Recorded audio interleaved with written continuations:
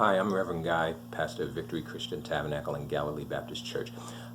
If you are watching this video, you've already found our website and are interested in understanding and moving forward with your relationship as it's directed towards marriage. You are probably engaged or already married and are seeking just some guidance, some level of spiritual counseling. And so with that in mind, we're going to move forward. One of the things that I think is important is just to get some foundation, and I will share with you some of the foundational doctrines of our church. The fact is that we believe and affirm the New Testament standard of marriage as it is laid out in the scriptures, the voluntary and loving union of one man and one woman to the exclusion of all others for life. Now, let me say several things. Firstly, this voluntary and loving union is not something to be brushed over. Clearly, here in America, we don't have normally pre-planned marriages. In other words, forced marriages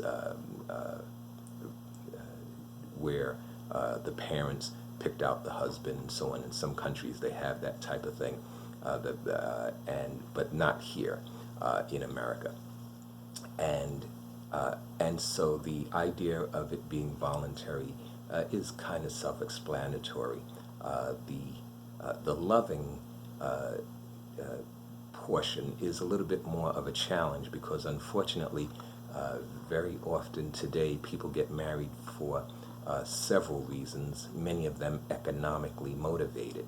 And though those things ought to be considered, that certainly should not be the start and finish to your decision of getting married. You ought not be getting married so that you can be taken care of or so that you can take care of someone in the sense of some type of financial benefit. That will backfire, and you can be very well taken care of, or you can take care of someone and spoil them with all of the things that of this world, the things that you think they might like, and they may, but you can still be miserable and empty on the inside. Marriage is more than simply secure financial security. It goes a whole lot further than that. Living under the same roof and sharing the same bed and being in each other's presence on a constant, ongoing basis is something that we think we can handle and we think that is no problem. But when you actually have the opportunity to do it, you find that it's a lot more difficult than you realize. We certainly believe that marriage is for life. Now, that does not mean that we will not marry divorced couples who have been divorced. I myself have been divorced, but we go into the marriage with the intent that we are not trying this, we are not experimenting, we're not going to get into this relationship and see how it is or see how it goes. We're entering into this relationship with the thought and expectation that it will be for life. And so we certainly are, which is one of the reasons why we certainly encourage you to get and to seek premarital counseling as early as possible. And quite frankly, I've said in other videos that at our church, I require that as soon as you get engaged, man or woman, as soon as you get engaged, you let me know so that we can set up premarital counseling right away. And I won't go further with that.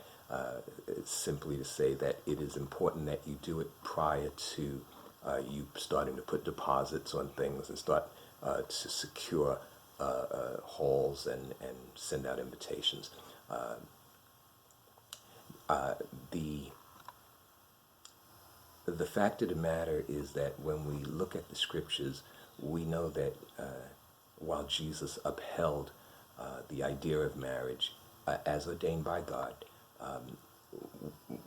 we see that he also acknowledges that in this present imperfect time, marriage relationships may be broken because of the human frailty and human failure and our sinfulness. The possibility of divorce is conceded because of the hardness of the human heart. We know that we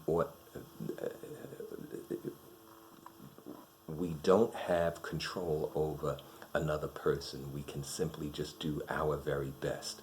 And we understand that our very best, if not combined with our spouse's very best, may not be enough to keep us together. And all of the church going and so on will not ensure that your relationship will continue and will stay, will be healthy. We do desire that when you get married, the plan and the expectation is to be married for life.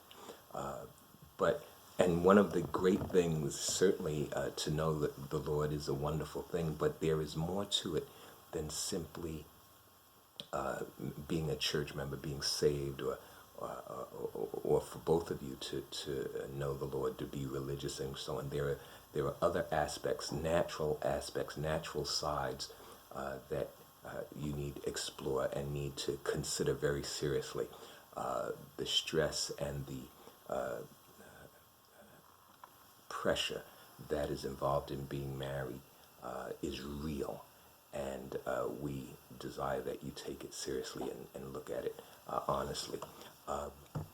As I've said in previous video clips, this is a self-broadcasted video, and so as I look to my left, it's because my notes are on a computer, and so just be mindful of that. The requirements of marriage at our church and in New York, there are age requirements. Obviously, you have to be above 18 years old. Although it's not required, and I don't require that if someone wants me to perform their wedding, they don't have to join our church. They don't have to be a member of our church. They don't have to be Christians. They don't have to give contributions to our ministry or anything like that. But they do, in order for me to perform their wedding, you would have to go through premarital counseling. And as I've said before, I require my members to let me know as soon as they get engaged. If you would like to get married at Victory or by me, then you would want to get in touch with me as soon as you get engaged so that we can begin premarital counseling. You can listen to some of the other videos to get more details on that. Both the husband and the wife, or the fiancés, don't have to be. It would be great if they were both willing, if you were both willing to do premarital counseling. But I think it would be helpful even if one begins the premarital counseling, and then hopefully the other will